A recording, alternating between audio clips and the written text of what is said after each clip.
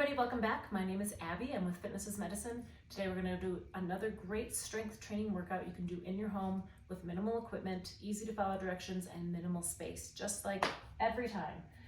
Today we are going to need one heavy dumbbell and a kettlebell, or you could just use the heavy dumbbell twice. A bench if you have it, otherwise you can do this on the side of your bed or the side of your sofa if it's firm. You could even use a coffee table if you have got a couple towels or something to keep it soft for your knee. And what else are we gonna need? We're going to need a small like playground ball, or just like even a small fit ball would be fine. And a weight plate. If you don't have any weight plates, I'm just trying to mix up how you use your muscles. And different grips can make a difference in how your muscles are used. If you don't have a weight plate, you can use your heavy dumbbell. You could use a couple dumbbells. We're going to do bicep curls a little bit differently today. And that's it. Remember to come into these workouts warmed up and ready to move. 5 to 10 minutes of a cardio workout to get your heart rate up, your muscles and joints warmed up, and your mindset ready for movement. Okay, we're going to start with a one-arm row on the side of the bench. So what I want you to do is, if you're on a bed, you can make the same positioning, or on the side of your coffee table or your sofa at home. I want your back flat, your same knee and hand on the bench or whatever you're using, and then we're going to drop the weight off the side. You want your back nice and flat and your head in neutral here.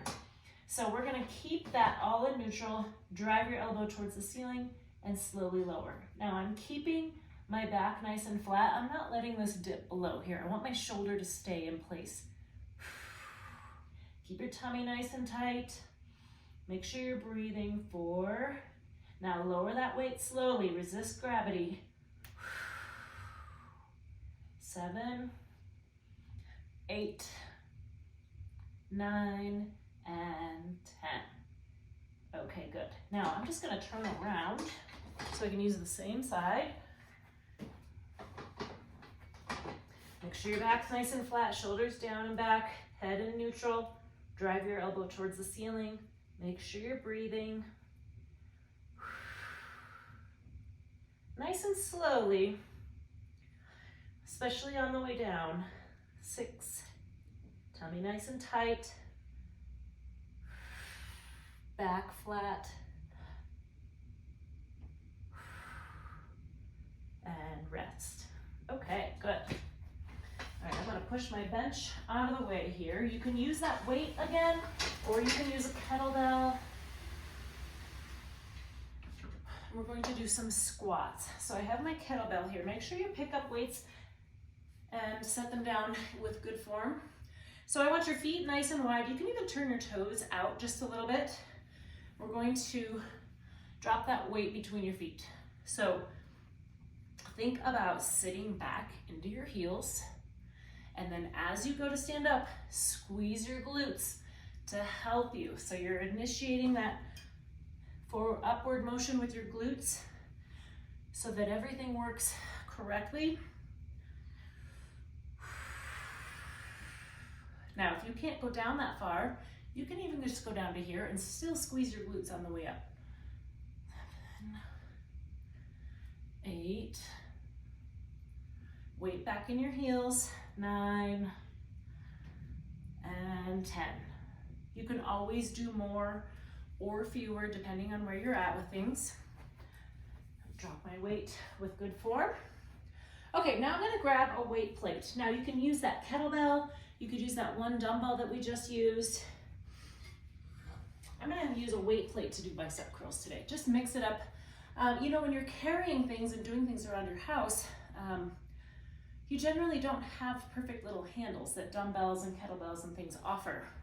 So having just a different hand hold can help improve grip strength, make it a little bit more functional. 5. Now I've got my feet spread out. I've got a good base of support here. Tummy nice and tight. 7,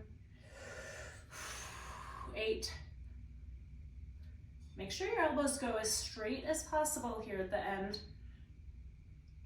Now do 1 extra and rest. Okay, good. Put that back.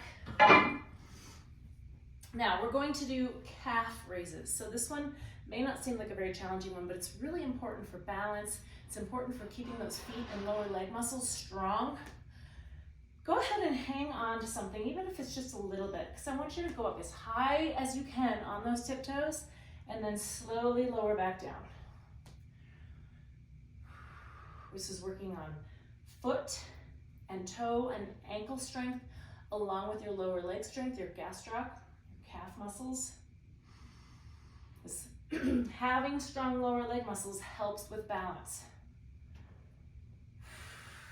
5. Also good range of motion for those ankles as well. Resist gravity as you come down. 8. You can do these anywhere, right? You can do them while you're waiting for the water to get warm, or you're waiting for your tea kettle to boil, or you're waiting, while you're brushing your teeth, things like that. These are easy to do anywhere, and they're really important exercise. Okay, great. Now I have this little playground ball. We're going to do airplanes, and I want you to hold that ball overhead and then tip forward, trying to keep the ball in line with the bottom of your foot. You don't have to go very far.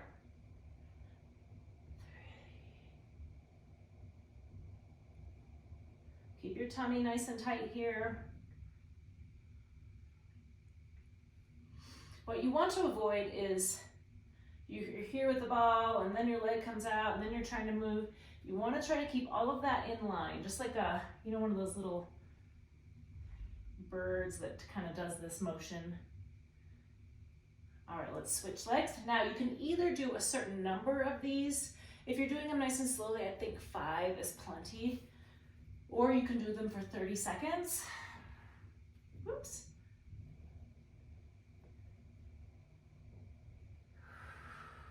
Tummy nice and tight. Now, as an extra challenge, try not to put your foot down in between. 4, keep breathing. And remember to keep that tummy nice and tight. 5. Okay, good. You may be feeling that in your hip. That's correct.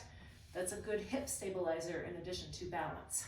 Okay, last one. We're going to lower down to the floor, and we're going to do a beast side crawl.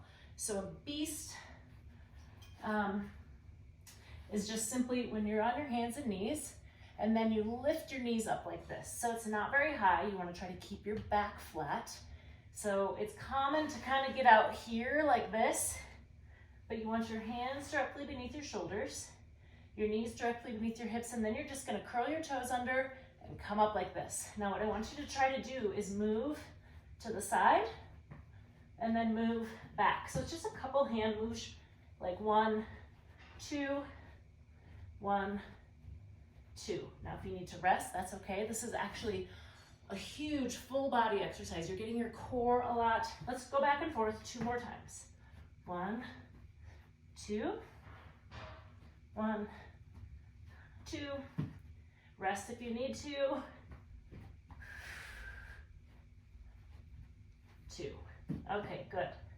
Now the other thing is, if you can't even fathom moving with those, what you can do is just practice holding it while we go through that.